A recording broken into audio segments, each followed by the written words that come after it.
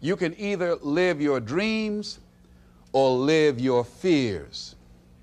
And I think the majority of people actually are not living their dreams, but are living their fears. So I want to ask you a question. What are your fears? What are you afraid of? What are you scared of? Because we all have fears, don't we? We all have something that's blocking us, that's holding us back. And as we begin to look at life, what we realize is that the reason that most people are not living out their true potential, are not doing all of the things that they would really like to do, is because of fear. Some people call fear false evidence or expectations appearing real. I'm reminded of the story of a guy that was living in an area where he had some new neighbors, and these neighbors had a bulldog. And when he came home every day, this bulldog used to chase him about a half a block from his house. Every day, he would have to streak home. I mean, he would just run. This bulldog would be right on his heels. And so he just got tired of that, because he would go home about a half a block away from home. He would look around for this bulldog, and he wouldn't see him. And he would go walking casually along, and this bulldog come out of nowhere, woo, woo, woo, and start chasing him. He'd run home. So this one day, he just got tired. And so when the bulldog was running after him, he started running. He saw a rock, and he stopped to pick it up to throw at the bulldog. And when the bulldog got up on him, he started barking. He realized the bulldog didn't have any teeth in his mouth. Then he started chasing the bulldog. If you don't get on away from it, because the most the bulldog could have done is gummy, you know. And so, you know what? Most people go through life running scared. Running scared from things that have no teeth in them, because they're false expectations appearing real. That, see, we're brilliant enough to scare ourselves to death. Do you realize that? There are some people actually who get a kick out of scaring themselves to death. I remember the last frightening movie I saw. It was The Exorcist. I will never forget. I was so frightened when I came home. I'll never forget. I drove in the driveway, and I had already called my former wife and said, listen, turn the lights on. I was coming in the driveway, and I was getting out of the car, and all of a sudden I couldn't get out. I started blowing my horn. I said, Madeline, they got me, they got me. She came to the kitchen and said, take your seatbelt loose, fool. I said, oh, okay. I was frightened out of my wits. But there are a lot of people who they get off on that. They love it. I'm a person, my brother is a paratrooper. My twin brother, he's in the military, career man. I would love to jump out of an airplane to parachute. I'm scared, though. I mean, I really admire my brother for that. I would really love to be macho man like that. What are the things that you fear that's been keeping you from living your dream, that's been keeping you from doing some things that you would like to do? Just think about those things. And how do we begin to handle that? Abraham Maslow said that life is about growth. And he said, you can either go back to your comfort zone, and there you won't find any growth, or you must be willing to go forward and face your fears again and again and again, because you're never going to have a fear-free existence. I mean, some fear is acceptable and legitimate. There are some things that you really should be afraid of. Now, you shouldn't allow it to immobilize you. You acknowledge it, you take it into account, and you carry yourself accordingly. There are times that we should proceed with caution. But it's the difference between being stopped by fear. It's the difference between having a fear and the fear having you. So what do? One, acknowledge it, and knowing that it's okay. Don't condemn yourself for being afraid. It's perfectly fine to have some fears. You acknowledge your fears, you embrace those fears, and then you move on. You act on whatever it is that you fear. Because once you embrace it, see, what you resist will persist. What you resist will persist. So one of the most important things is to begin to embrace your fear. The fear of bodily harm, that's legitimate. When I was a disc jockey in Columbus, Ohio, you know, I was young, about 22, 23, thought I was tough, and I was on the air, and Al Green, who was a great performer at that time and still is now singing gospel music, had a record. His first hit record was Back Up Train. So a guy came in the town and was impersonating Al Green. I happened to know Al Green because I'd already booked him. And so when I found out this guy was impersonating Al Green, I came on the air and did an editorial about him, and I exposed him. He was a rather big fellow, and so he had the word out that when I see this guy Les Brown, the disc jockey, I'm going to knock him in the mouth for having a big mouth. So I was driving down Main Street in Columbus, Ohio, had my son in the car, and I always had this little saying, hey, if anybody ever put a threat on me, I'm going to make them honor it. So I saw this guy in the street. So I pull around. I said, excuse me, I'll be right back. Got out of the car. I said, hey, man, I heard you said that you were looking for me. I'm Les Brown. He said, you are? I said, yeah. I said, what is it? I'm the one that said that you are an imposter. I said, I want to know what you're going to do about it. He opened his coat and he had a gun there. I say, but whatever I said to hurt your feelings, I want you to know it's all right.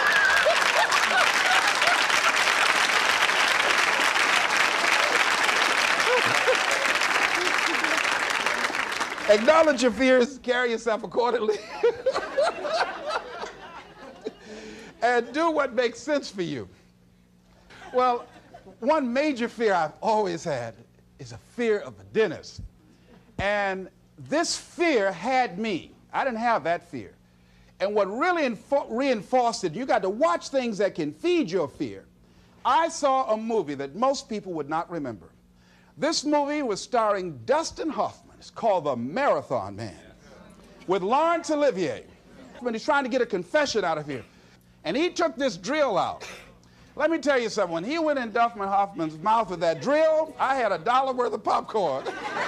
That popcorn went everywhere. Oh! Do you know I could not go to the dentist for 5 years?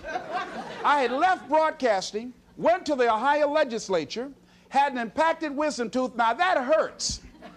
And I would call, and as soon as the people would answer the phone, I would hang up. That's how frightened I was. Dr. Hamler's office, boom, I'd hang up. Then I got to the point where I could just ask for an appointment. Hello? And I wouldn't give my real name. Because I knew I wasn't going to keep it. I'd give anybody's name, Joe Jiggly Jim, it didn't matter. Then pretty soon I got to the point where I could give my name. It was about 4 years after that, you know. I said, my name is Les Brown. Then I would call back and say, look here, due to my legislative agenda, I won't be able to make it. So the lady finally said on the phone, she said, you're scared, aren't you? I said, no, I'm not. She said, then why don't you come in? I said, that's none of your business. She said, you're not coming in because you're scared. I wish you just would not waste our time. And she hung up. I said, you have no right to do that to people like me, you know? So finally, to make it long and short of it, I was hurting so bad, I said, wait a minute, I've got to do something.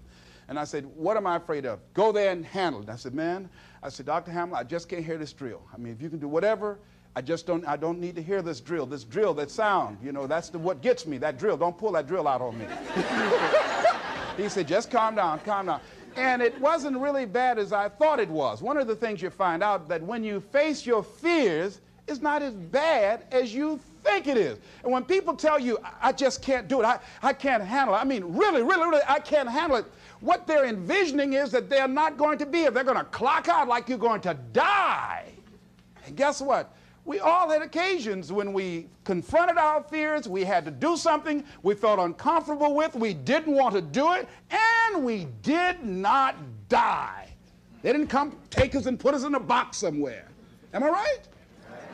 So what we've got to begin to do, how do we handle that? What's the process? Because it's all up in here.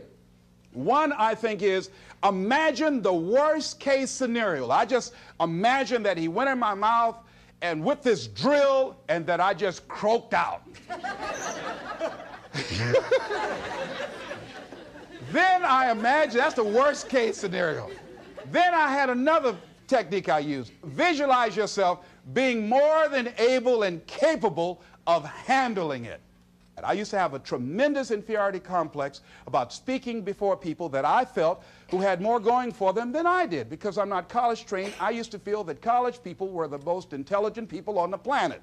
And there was nothing I had to say for them.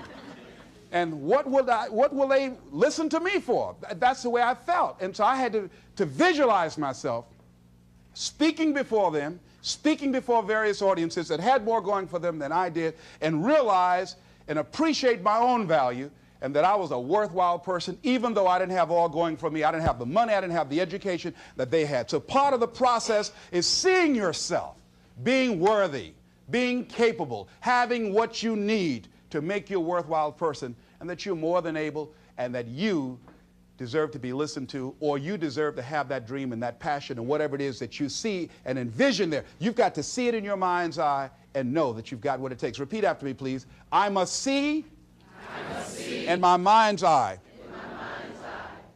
See myself. Confronting my fears. Handling my fears. I'm more than able. Shake somebody's hand on your right and left and say, you got the right stuff.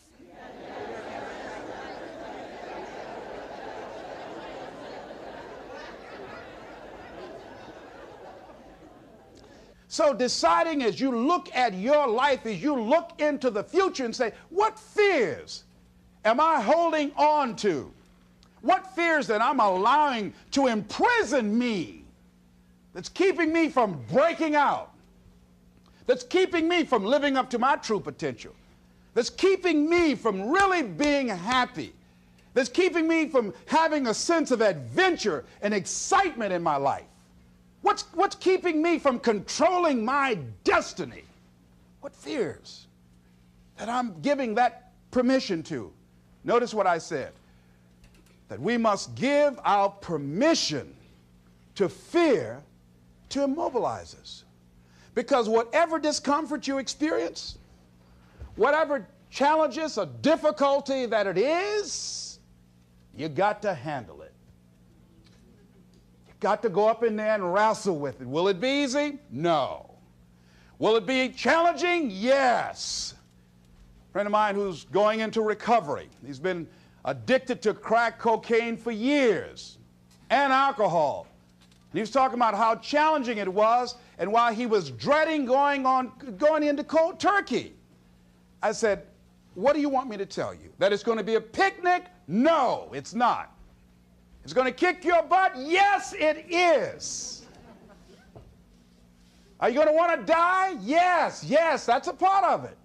But that's just what you must go through in order to get where you want to go. And guess what? You are strong enough to do it. You're strong enough, and your life is worth whatever you have to go through to get past this addiction. Whatever you have to do. This dream you got, whatever you want to do, will it be easy to just run out there and do it? No. Will it happen overnight? No. Will it be a struggle? Yes. Will there be times when you can't make ends meet? Yes, that's a part of it. Will there be times you won't know what to do? Yes, that's a part of it. Will you have some opposition? Will things go wrong sometimes? You will have many visits from Murphy. Now, if you're saying, well, who's Murphy? Don't worry.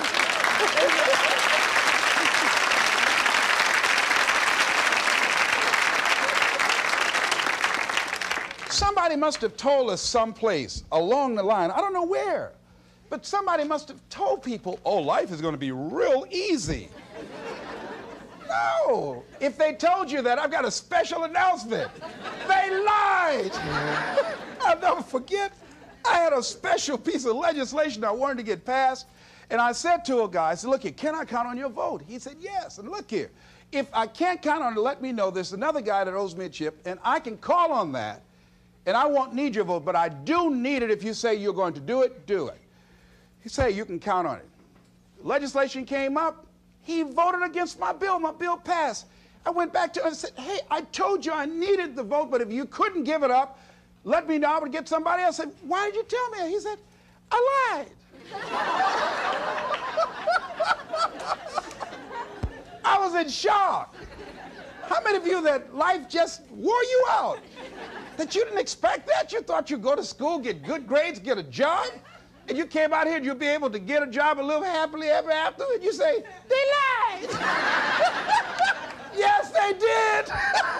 They never told me, you know that song said, Mama told me there'll be days like this. They didn't even tell us that. Isn't that something about life is challenging? I mean, it's some stuff you get out here, you didn't read it in a book nowhere. Didn't nobody warn you that it was going to come down on you like this. That's called life. There are all kinds of challenges like that. So what's the next piece is that you accept yourself, then you accept the fear as a fact and not a force. See, when you accept yourself and you accept fear as a fact, that means that it's something that happens. It's something that you're going to experience, but it is not a force to hold you back. It doesn't have any special power other than that you give it. So you accept the fact that you are afraid, and then you move on anyhow. You move on past it, and you do whatever you've got to do. I was at a big motivational rally for a gentleman by the name of Dexter Yeager down in the Carolinas.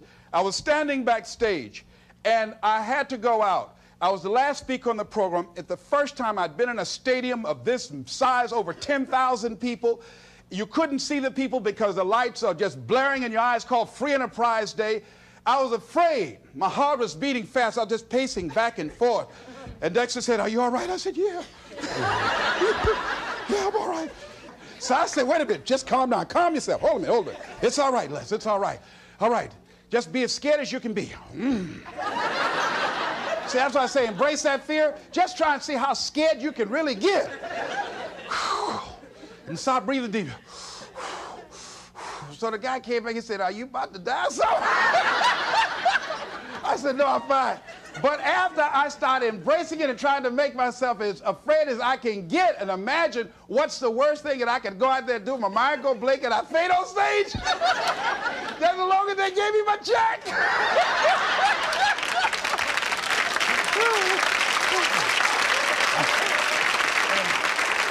But once I started laughing at myself, I started talking to myself. I said, "You know you scared today?"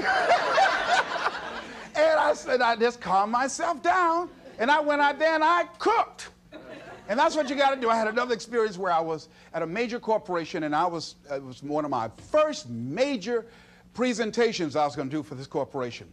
And I had 4 other presenters that had large firms.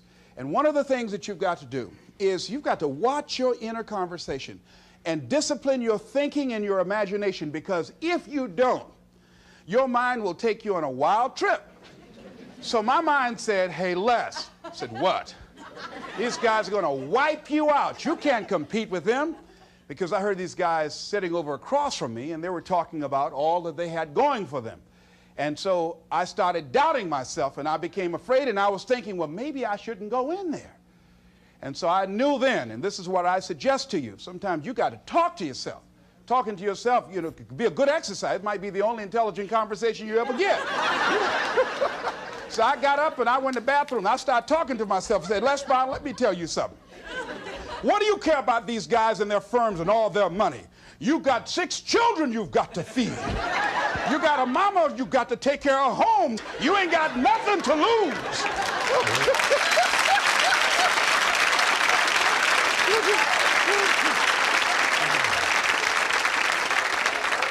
I went in that room and looked at those people. I said, "Don't you do nothing till you hear from me." And I got that contract too. You gotta do that. So when you have your lower self talking to you, telling you what you can't do, part of what you've got to do is be your own motivator. And you can't talk casually to yourself. You can't stand around and say, "Now, you must calm down now." No, that subconscious mind won't hear that. You've got to have a good conversation to yourself. Hey, and answer yourself too. Don't pay these people any attention. You answer yourself. "Hey, what you gonna do?" "I'm going there and get off." "All right, very good. Go in there and take care of business." You've got to talk to yourself, and you build yourself up, and you'll feel your energy level coming up, and people will feel that around you. See, now, if you go through life being afraid, people can sense that. They can pick up that fear. So that's why you've got to stand up inside yourself. I'm reminded of the little boy that was on a bus, and some bigger fellows were picking at him, you know. And so he wanted to move from by them. They were thumping him on the head. And so he stood up just to get from by them, and they would push him back down.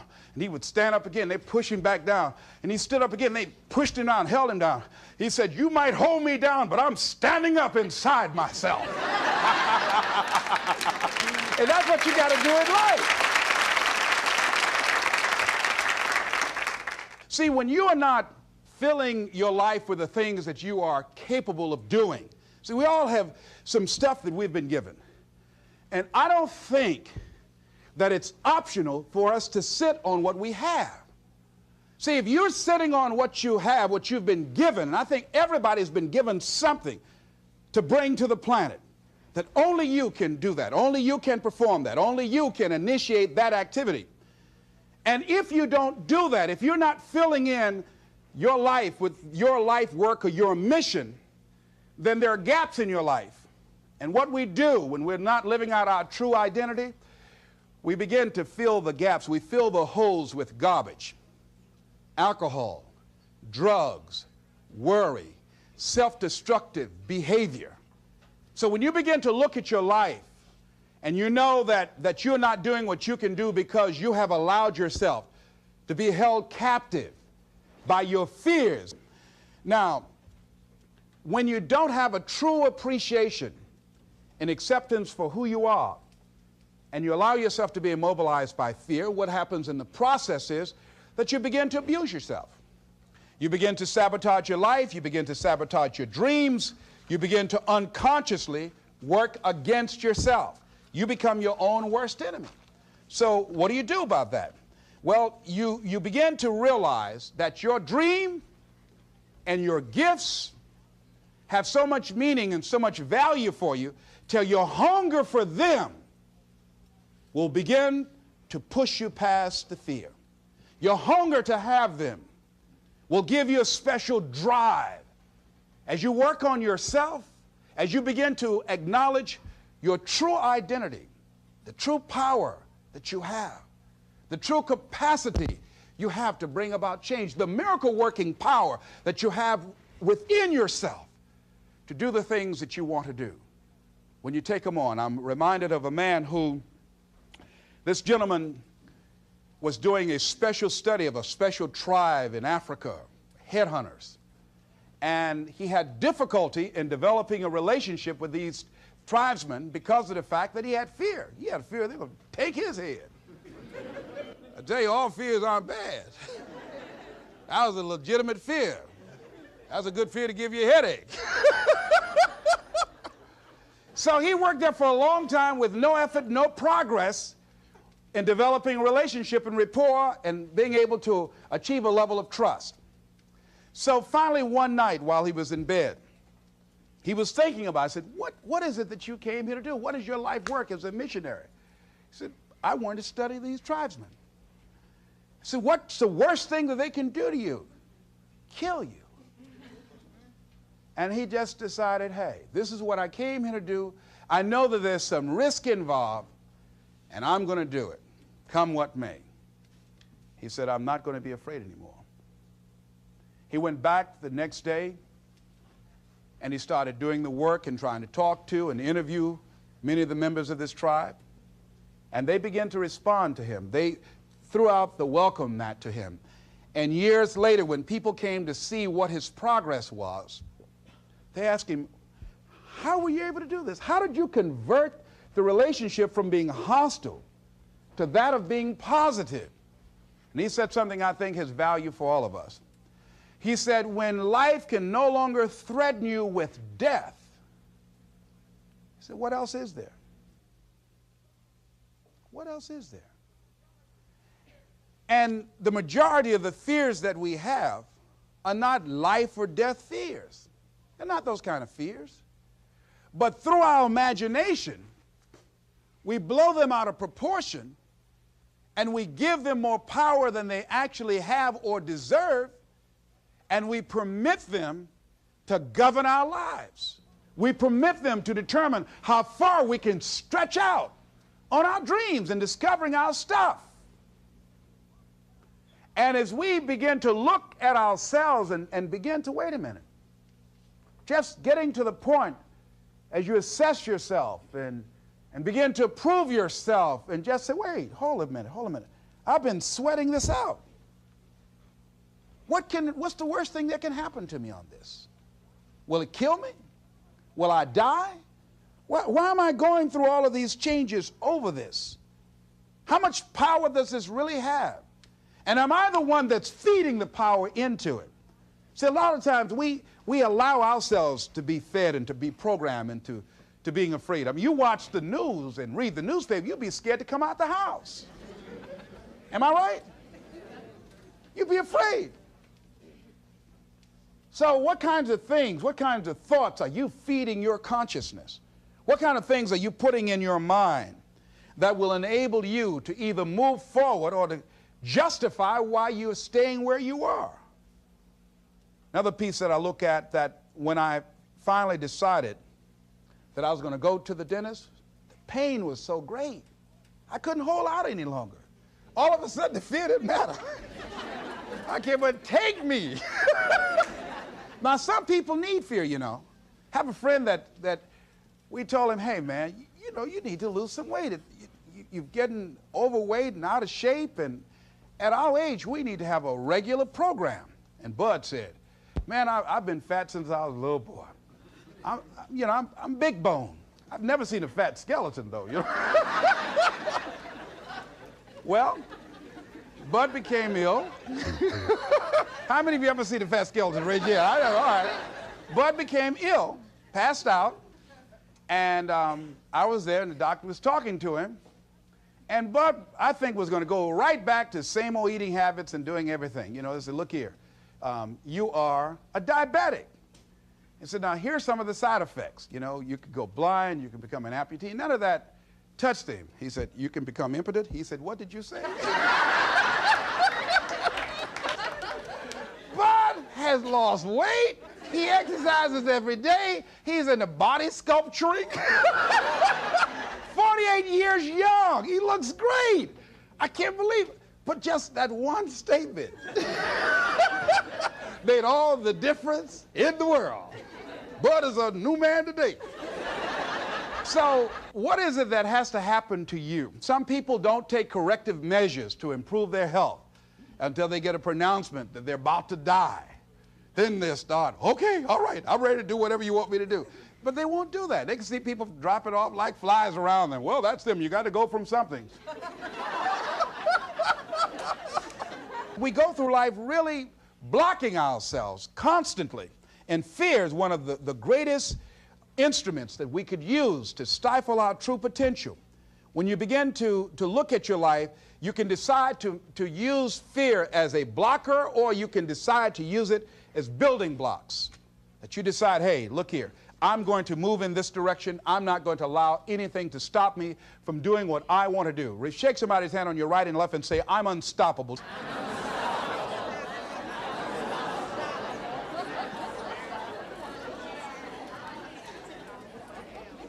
See, when you begin to understand and acknowledge your fear, and you go forth anyhow, you go forth in a spirit and a knowing that there's a way that you can begin to handle this. There's a way out here somewhere. There's a solution.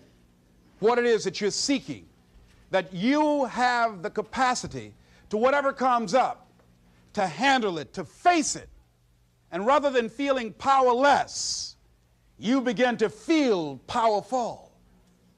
See, when all of the major downsizings that are taking place around this country, there are a lot of people who are biting their fingers in fear that they might lose their jobs. But there are few people who have decided within themselves, I'm going to make it. Some people aren't waiting to be cut. Some people are moving on their own because they feel within themselves, I've got what it takes to make it. They're not afraid about tomorrow because of how they see themselves, because of what they feel that they deserve, because of what they feel that they can create for themselves. Because these people have decided, as they look at the future, as they look at themselves, there's a way. Where there's a will, there's a way for me to begin to create a way out of no way. And when you have that kind of consciousness, when you have that kind of spirit, nothing can stop you. Nothing. What would your life be like as you look toward the future if you decided, I'm not going to allow my fears to stop me? What would your life be like? What would your future be like if you decided to want that which you desire so strongly that it prepares you past your fears, that you experience the fear, as the one book says, feel the fear and do it anyway? What would your life be like? And I'm saying to you that all of us who have been entombed by fear have the capacity to resurrect ourselves and to resurrect our dreams. All of us have the capacity to do that.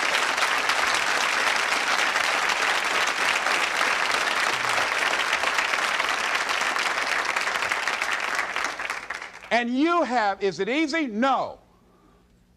It's not easy. Can I do it? Yes. What's one of the ways to get started? Some of us need somebody to hold our hands. Sometimes we need somebody to help us out. Be willing to say, I don't know. Be willing to reach out. Be willing to get some assistance to take you to the next level. One great athlete, you never expect boxers to make profound statements. I think it was Joe Frazier who said this one. He says, all of us are like the blind man at some point in our lives standing on the corner waiting for somebody to lead us across. So all of us at some point in our lives need some help, need someone to reach out to us, to throw out the lifeline, to help us go across some treacherous waters that we couldn't navigate by ourselves. None of us do it by ourselves. All of us at some point in our lives. We need that kind of help. We need that kind of assistance because we grow from the people we have in our lives that can enrich our lives personally, professionally, spiritually, and all the dimensions of our lives. We don't grow in a vacuum. So as you look at yourself, what are the fears you have that maybe you need some help in strengthening yourself in that area? As you assess your strengths and your weaknesses, as you begin to approve yourself and your passions and your dreams and your goals and the things that you want, if you decide to experience all of your true potential, as you decide to manifest all of your greatness, as you decide, wait a minute, what else is available to me out here if I decided to experience the fear of rejection, the fear of no, the fear of failure, the fear of standing by myself? What else is available?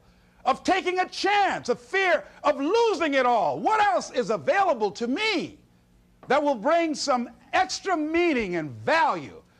The fear of people not liking me. You know how many people do things they don't want to do because they want everybody to like them? Everybody's not going to like you. Excuse me, special announcement. Everybody's not going to like you. No, it's just not that kind of world. But you know, there are a lot of people who won't take positions on issues, who won't take a stand for things they believe in, who won't speak up for themselves because they don't want to make anybody mad. Oh, it was Bill Cosby. He said, I don't know what the secret of success is. He said, but here's what I know what the secret of failure is. He said, trying to please everybody. You can't please everybody. But there are people who have the fear of rocking the boat. So they just go alone in life, just go alone. Well, how do you feel? Well, I don't really want to say. How many of you know people like that? Raise your hand. These people aren't living life. They're not truly experiencing life. What do you really want to do? Well, I don't like this, but I guess I'll go ahead on and do it. No. No, life is too short for that. Too short and unpredictable, moseying through. Not trying to disturb anything, not trying to shake anything up, not trying to make any waves. You see, there are some people who come through the universe and their level of contribution and the level of energy they manifest is so small, so inconspicuous, that when they go, you won't even know they left. I mean, there are people who die on jobs, and you say, hey, where's John? Oh, John's been dead 6 months.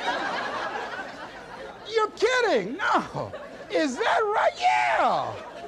I didn't know. Why didn't somebody say, well, I guess we didn't miss him. But there's some people, because of their personality, because of their contribution, because of the investment of their time and their energy and the impact they have there, that when they go, everybody will miss them. See, when Mother Teresa checks out, everybody will know. When Rosa Parks, Everybody will know. Nelson Mandela, everybody will know. Why? Because of their contribution. See, but there's some people, because their contribution is so small, no one will care. So I'm saying, before you are boxed and buried, decide that you're going to box and bury your fears. Decide that you're going to begin to live life on a new level, seeking out new horizons, that you're going to find more love and more joy and more ways to give more to life. Guy said something, I love this. He says, everything a man does for himself, guess what? He takes with him. But everything he does for others, he leaves behind. So when you begin to say, what is it that I want to leave? What contribution that I want to begin to make? What difference do I want to make in life? What is it that I want to do with the rest of the life that I have left? What chances I need to take? What risks do I need to begin to embrace? What fears do I need to step on? What areas of my life am I dead right now? What dreams? You can either live your dreams or live your fears. You have got to get to a point where you say, I'm sick and tired of living like this. There's got to be more. That's when people go out and strike out on their dreams. That's when people get out of relationships where they're dying together rather than growing together. That's where they leave jobs. So where are you going? Away from here? I don't know.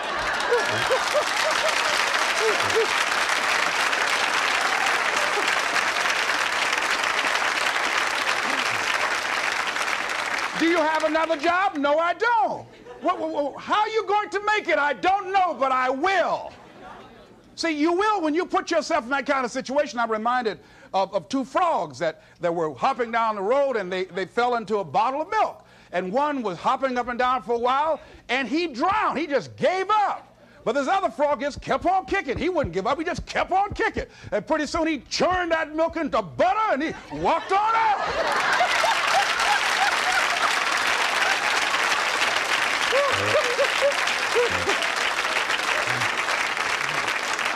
So I'm saying, when life catches you by the neck and blind slap you, whap and knock you down, I said, just keep on kicking, you know. And you can kick on out of those circumstances, whatever they are, not be intimidated by them. Repeat after me, please. I'm going to keep on kicking. I'm going to conquer my fears.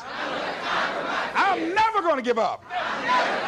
Shake somebody's hand on your right and left and say, keep on, keep it on. Keep on, keep it on.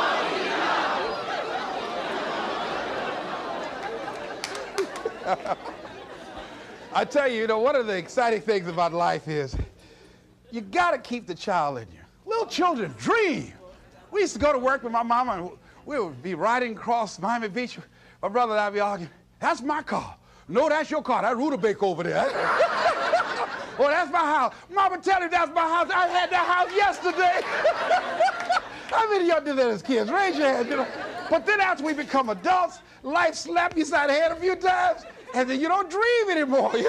Bigger Thomas in the book, The Invisible Man, I think it was, he said, the impulse to dream has been slowly beaten out of me through the experience of life.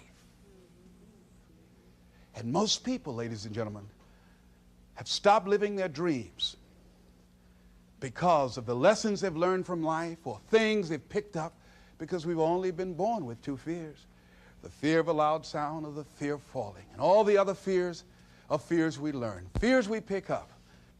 Whatever you're scared of, your life, the value you brought to the planet, far more important than whatever you're afraid of. You're stronger. So as we begin to look toward the future and look at what will it take for us to break through those fears, one, acknowledging the fear, knowing it's all right, some fear is healthy.